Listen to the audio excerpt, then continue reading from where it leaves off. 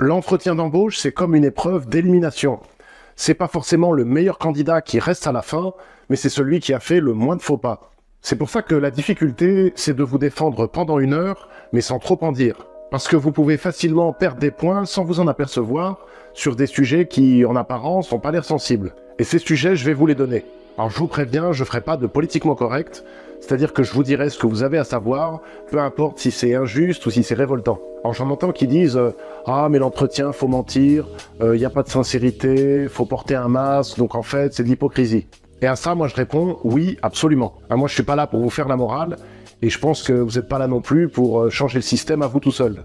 Moi je suis là pour vous dire ce qui marche et pour vous aider à atteindre votre objectif, à savoir vous faire recruter. Et la principale chose qui doit être tenue à distance de vos futurs employeurs, ce sont les problèmes qu'il y a eu dans votre précédente entreprise. Alors ça va être des discours du genre oui, je me suis engueulé avec mon chef, c'était des pervers narcissiques, ils n'ont pas tenu leurs promesses, mes collègues n'ont pas été sympas, j'ai pas été suffisamment soutenu, et puis l'entreprise perd des parts de marché, et en plus les ressources humaines sont hyper mal gérées, etc. De manière générale, évitez tout le négatif. Ça veut dire les conflits, les rancœurs et les problèmes. Parce qu'en société, on fonctionne beaucoup par association d'idées. Et vous ne voulez pas être associé à des problèmes ou à des choses négatives. Surtout que lorsque les gens parlent de problèmes, c'est toujours pour dire qu'ils en ont été les victimes, et évidemment jamais pour dire qu'ils en ont été la cause. Parce que dans le cas d'un conflit au travail, une personne va dire que le problème a été causé par l'attitude de son collègue, alors qu'en réalité, si ça se trouve, c'est sa propre attitude qui a créé le problème. Donc ne forcez pas le recruteur à se demander si vous êtes la victime ou si vous êtes la cause d'un conflit. Ne mentionnez rien de négatif. C'est pas bon pour vous et ça crée une mauvaise ambiance. La deuxième chose à garder secrète, ce sont vos projets personnels et votre vie privée. Alors les divorces, les projets d'enfants, les projets immobiliers, que ça soit l'achat ou un déménagement. Parce qu'il peut y avoir des préjugés et le recruteur peut se poser cette question. Mais au fond, est-ce que cette personne va se consacrer 100% à son travail ou est-ce qu'elle ne va pas avoir l'esprit pollué par sa vie privée? Donc le mieux, c'est que le recruteur n'ait aucune idée de votre vie privée. Je vous avais dit, pas de langue de bois, je vous dis les choses clairement sans tourner autour du pot, mais bon, c'est pas pour ça que j'approuve. Et ça veut pas dire non plus que tout ça est affiché. Évidemment, personne ne va vous dire ah oui, vous savez, si je vous recrute pas, c'est parce que en fait vous allez avoir des enfants et puis nous, les congés maternité, on n'aime pas trop ça. Mais de toute façon, on vous dit jamais rien. En général, c'est du blabla. Du genre, oui, malgré les qualités de votre candidature, nous avons décidé de nous tourner vers un profil plus en phase avec nos besoins. Ça veut dire quoi? Quel est le problème? On ne sait pas. Et quand on rencontre quelqu'un pour la première fois, plus on parle de soi, plus on risque de tomber sur un sujet de discorde. Et attention, parce que c'est pas toujours dans le sens que vous croyez. Par exemple, si vous pensez que vous allez forcément faire bonne impression parce que vous dites que vous voulez pas d'enfants, vous pouvez tomber sur une femme qui, par exemple, essaye depuis 5 ans désespérément d'avoir des enfants sans y arriver. Et là, si vous dites que vous voulez pas d'enfants, vous allez beaucoup l'agacer. Ou alors vous allez tomber sur quelqu'un qui a des enfants, pour qui la valeur famille est très importante, qui comprend pas pourquoi les Français font plus d'enfants, etc.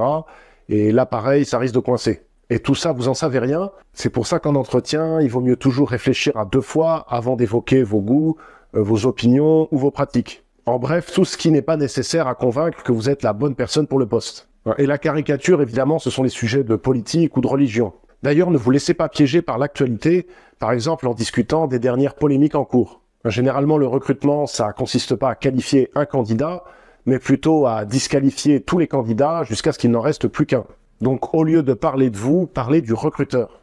Aujourd'hui, les recruteurs sont vraiment hyper tatillons, donc un petit rien suffit à perdre un recrutement. Donc, contentez-vous de prendre des infos sur l'entreprise et sur la personne qui vous interroge. Et ne ramenez pas de sujets personnels ou privés en entretien. Et ça veut dire aussi planquer vos réseaux sociaux. Si vous avez, par exemple, un compte Instagram qui a votre nom et puis qui est public, il faudrait sérieusement penser à le verrouiller ou à minima le rendre privé dans les semaines où vous postulez à des annonces. Alors, je vous ai dit de garder le silence sur vos projets personnels, mais vous devriez aussi cacher vos projets professionnels, ou en tout cas, les projets professionnels qui vous situent en dehors de l'entreprise. Ce sont tous les projets pro qui font qu'à terme, vous ne pourrez pas rester sur le poste en question. Par exemple, c'est l'envie d'aller travailler à l'étranger, l'envie de changer de secteur ou de se reconvertir. Ça, un candidat qui en parle, c'est un candidat qui s'auto-élimine. C'est un peu comme s'il disait Écoutez, de toute façon, ça sert à rien de me recruter parce que moi, dans 2 ans, avec mon mari, je vais en Allemagne. Ou alors, oui, de toute façon, ce boulot, il m'intéresse pas parce que moi, en ce moment, je suis en train de me former pour aller dans la cybersécurité parce que ça paye mieux. Et évidemment, le recruteur doit vous projeter au sein de l'entreprise. Donc, il doit penser que son poste est cohérent avec ce que vous avez envie de faire dans les 3 à 5 ans. Quatrième chose à garder secrète, c'est le manque de confiance en vous. Alors, les demandes de conseils que j'ai, notamment, c'est sur le manque de confiance en soi. Et c'est vrai que souvent, ce sont les femmes qui sont concernées, mais pas seulement. Donc l'anxiété, déjà, c'est tout à fait normal. Et l'entretien, c'est vrai que c'est un moment où il y a des enjeux importants pour vous et où vous êtes jugé. Donc c'est normal d'avoir un peu moins confiance en vous quand le poste est un peu plus pointu ou quand l'entreprise est plus prestigieuse. Mais ça devient un problème quand le manque de confiance en vous devient visible. Et il devient visible notamment par le langage, avec ce que j'appelle des paroles d'autosabotage. Ce sont des petits mots qui diminuent votre discours. Par exemple, on vous demande si vous avez utilisé tel logiciel, et vous allez dire oui, un petit peu, enfin pas vraiment, mais si quand même un peu, je l'ai utilisé. Ou alors, est-ce que vous êtes à l'aise avec les relations presse ? Oui, je suis plutôt à l'aise, enfin je pense un peu, oui ça va. En fait, vous manquez d'assertivité. Sauf qu'en entretien d'embauche, c'est justement le moment d'être assertif. C'est pas le recruteur qui va défendre vos compétences à votre place. Donc évidemment, faut pas mentir, mais c'est votre devoir de vous valoriser. Sinon, les autres signes du manque de confiance en soi, ça va aussi être beaucoup la recherche d'approbation excessive. Du genre, oui, si vous voulez, est-ce que ça vous va ? Est-ce que ça vous dérange pas si je suis comme ça ? Et puis il y aura aussi tout le non-verbal, avec notamment les signes de nervosité. Donc entraînez-vous pour gommer tout ça, parce que ça vous dessert de 2 manières. La première déjà, c'est que ça vous rend moins convaincant. Et la deuxième, c'est que le recruteur peut se dire que ce manque de confiance en vous, ça va vous pénaliser dans votre travail. Donc travaillez sur vous pour apparaître confiant. 5e chose à ne pas révéler, c'est le fait que vous êtes pressé. Vous êtes pressé de partir de votre entreprise actuelle ou vous êtes pressé d'être recruté dans une nouvelle entreprise. Et ça, c'est suspicieux parce qu'on se dit qu'il y a peut-être un problème. Est-ce que cet empressement, ça cache pas des casseroles ? Ou alors on se dit que ce candidat qui est très pressé, il a l'air vraiment en demande, et ça, c'est jamais très attirant. Et pire, on peut se dire que vous êtes prêt à prendre n'importe quel boulot, et donc en fait, vous n'êtes pas réellement motivé par ce poste-là. Et faites attention, il y a quelque chose de très pernicieux. C'est que les indices qui laissent à penser que vous êtes pressé, vous risquez de les laisser échapper dans des moments d'inattention. Par exemple, quand vous êtes dans l'ascenseur avant l'entretien avec le recruteur, et que vous faites la conversation, et là, sans trop y penser, vous lâchez un truc du genre « Oui, alors quand même, ça fait longtemps que je passe des entretiens, là, il faut vraiment que je trouve quelque chose. » Ou alors c'est la fin de l'entretien, vous rangez vos affaires, et là, l'air de rien, le recruteur vous demande « Ah oui, au fait, vous avez d'autres pistes ?» Et là, vous répondez « Ah oui, j'ai d'autres touches, mais bon, faudrait que ça se décante rapidement, parce que bon, quand même, j'ai des factures à payer. » Vous voyez, dans un moment de discussion informelle comme ça, vous êtes relâché et vous êtes plus sur vos gardes. Donc surveillez-vous et ne laissez pas échapper le moindre signe d'urgence. 6e chose à ne pas mentionner, ce sont les expériences qui ne sont pas pertinentes. Par exemple, si vous postulez à un poste de data analyst, c'est pas pertinent de mentionner le poste que vous occupiez dans le secteur du tourisme il y a 7 ans. Et ça, c'est particulièrement le cas si vous êtes en reconversion ou si vous avez une longue expérience. Alors, on pourrait se dire, oui, mais bon, c'est pas grave, j'en parle 5 minutes comme ça, c'est pas dramatique. Mais c'est pas bon parce que dans l'esprit du recruteur, ça crée une image de vous en train de travailler, non pas comme data analyst, mais comme guide touristique. Donc ça va pas dans le bon sens.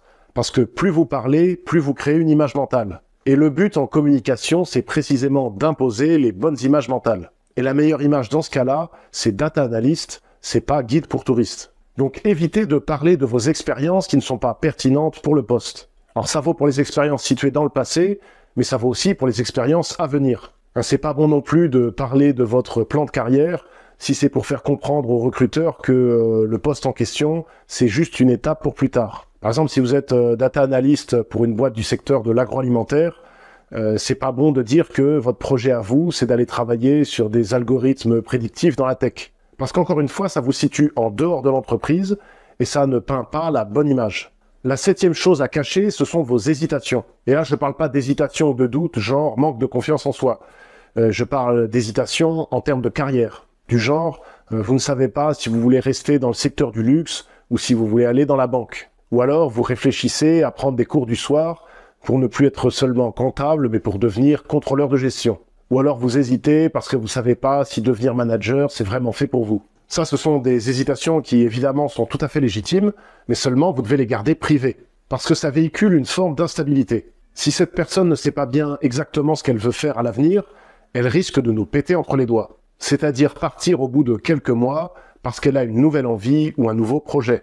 Donc en face d'un recruteur, mieux vaut avoir un projet professionnel qui est très clair, même si ça ne vous empêche pas de réfléchir à d'autres hypothèses de votre côté. 8e chose à garder pour vous, ce sont vos problèmes de santé. Alors ça, c'est un sujet délicat, mais en gros, si c'est un problème de santé qui ne vous empêche pas quotidiennement de travailler, mieux vaut ne pas le mentionner, parce que ça peut que vous desservir. Et il n'y a pas longtemps, on m'a posé la question du handicap. Est-ce que je dois en parler et comment je dois en parler? Alors il y a plusieurs écoles. La première, c'est de le cacher pour ne pas inquiéter l'employeur. Mais d'un autre côté, on peut être prioritaire sur certains postes quand on est travailleur handicapé, notamment dans les grandes entreprises ou dans le secteur public. Donc je ne sais pas si je suis la bonne personne pour vous conseiller sur le sujet. Ce que je fais généralement, c'est que je vous conseille de vous rapprocher de l'AGFIP, l'Association pour l'insertion professionnelle des personnes handicapées. Ils ont toutes les informations légales et je suis sûr qu'ils ont aussi des conseils sur comment gérer son handicap dans l'entreprise. 9e chose à ne pas révéler, c'est votre salaire. Votre salaire actuel ou le salaire que vous touchiez sur votre ancien poste. Alors soyons clairs, si une entreprise vous demande votre salaire actuel, c'est évidemment pour vous situer. Et surtout pour situer le salaire minimum acceptable à vous proposer. C'est-à-dire pour niveler leurs propositions vers le bas. Donc à partir du moment où votre but c'est pas de rester au même salaire, c'est pas judicieux de le donner. Pour argumenter, vous pouvez par exemple dire quelque chose du genre oui, alors c'est pas forcément judicieux de donner le salaire parce que c'est pas le poste n'est pas similaire. Ou alors le secteur n'est pas similaire. Ou alors c'est un poste qui a plus de responsabilités. Et tant qu'on parle salaire, il y a une autre chose à ne pas dire à une entreprise. C'est le fait qu'elle paye mieux qu'ailleurs. Si on vous propose un salaire au-dessus du marché, faites comme si de rien n'était. La 10e chose à garder secrète, ça serait une passion qui est très prenante. Par exemple, je parlais à un candidat qui est passionné de randonnée et je lui disais, oui, randonnée, vous pouvez le mettre dans la section centre d'intérêt sur votre CV. Et là, il commence à m'en parler. Il me dit, oui, moi, mon rêve, c'est d'aller faire la route je ne sais quoi. En gros, c'est une randonnée de 6 mois qui traverse les États-Unis. Et là, je l'arrête tout de suite et je lui dis, attention, par contre, en entretien, surtout, parlez pas de ça. Parce qu'une passion qui vous prend une semaine par-ci, par-là, pendant vos congés, ça va. Mais la grosse passion qui va vous pousser à demander un congé sabbatique d'1 an, ça, forcément, c'est pas dans les goûts d'un recruteur. Donc, si vous avez une passion qui est très prenante en termes de temps ou en termes d'énergie, c'est pas utile de la mentionner. Encore une fois, ça véhicule la mauvaise image. Par exemple, si vous parlez de votre passion de voyager et de découvrir tous les continents, l'image qui est renvoyée, c'est celle de quelqu'un pour qui le travail est secondaire et pour qui la priorité, c'est de voyager. Autre exemple, un candidat qui est représentant et qui dirait qu'il est passionné par le kickboxing ou la boxe thaï. Et là, on peut se dire, mais est-ce qu'un jour, il va pas arriver devant le client avec un œil au beurre noir? Et donc là aussi, ça devient un passe-temps qui risque d'empiéter sur votre vie professionnelle. Donc le sujet des passions, s'il arrive dans la conversation, vous pouvez en parler, mais à faible dose. Sous-entendu, ça ne prend pas trop de place dans votre vie. Pareil pour une activité que vous feriez en parallèle de votre emploi principal.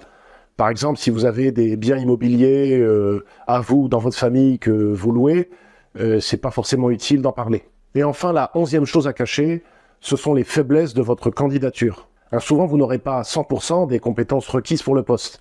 Et c'est quelque chose de tout à fait normal et de très sain. Parce que si vous voulez progresser, par définition, vous serez obligé d'aller sur des postes dont vous n'avez pas toutes les compétences. C'est le principe, progresser, c'est faire de nouvelles choses. Et assez souvent, les demandes d'aide ou de conseils que je reçois, c'est justement sur le manque de compétences. J'ai très envie de ce poste, mais bon, dans le même temps, j'ai pas 100% des prérequis, donc j'ai pas vraiment confiance, je doute de moi, j'ai la pression et j'ai peur que l'entretien se passe mal. Alors déjà, ce que je vous conseille, évidemment, c'est de jamais mentir frontalement. Ça sert à rien, par exemple, de dire que vous maîtrisez la programmation, si dans les faits, vous en avez fait que 2 jours. Ça se verra très vite et ça vous retombera dessus. Maintenant, si vous n'avez rien inventé sur votre CV et que vous êtes reçu en entretien, c'est que votre profil a été approuvé. En gros, ça passe. À partir de là, il n'y a aucun intérêt à souligner le manque de connaissance d'un outil ou d'un domaine. C'est leur boulot d'évoquer vos éventuelles faiblesses. Votre boulot à vous, c'est de parler de ce que vous savez faire. Donc parlez des 80% de missions que vous maîtrisez et les 20% restants, vous n'êtes pas obligé de les évoquer. Ou alors ne répondez que si le sujet est amené par le recruteur. Et si on vous interroge dessus, reconnaissez que sur ce sujet-là, oui, vous aurez besoin de pratiquer un peu plus que dans les autres domaines, mais pas besoin de vous étendre sur le sujet. Et pour finir, il y a une question à laquelle vous n'échapperez pas. Cette question c'est « Pourquoi voulez-vous quitter votre poste actuel ?» Et même si vous essayez d'esquiver la question, ils vont continuer de vous demander d'expliquer pourquoi vous voulez partir, parce que ce sont un peu des forceurs. Sauf que vous ne pouvez pas leur dire que la raison pour laquelle vous voulez partir, c'est parce que vous vous ennuyez, ou parce que les choses tournent mal avec votre chef, ou alors tout simplement parce que vous voulez plus d'argent. Et en réalité, il n'y a qu'une seule bonne raison de quitter une entreprise pour une autre. Et je vous la donne dans cette vidéo. Allez jeter un œil.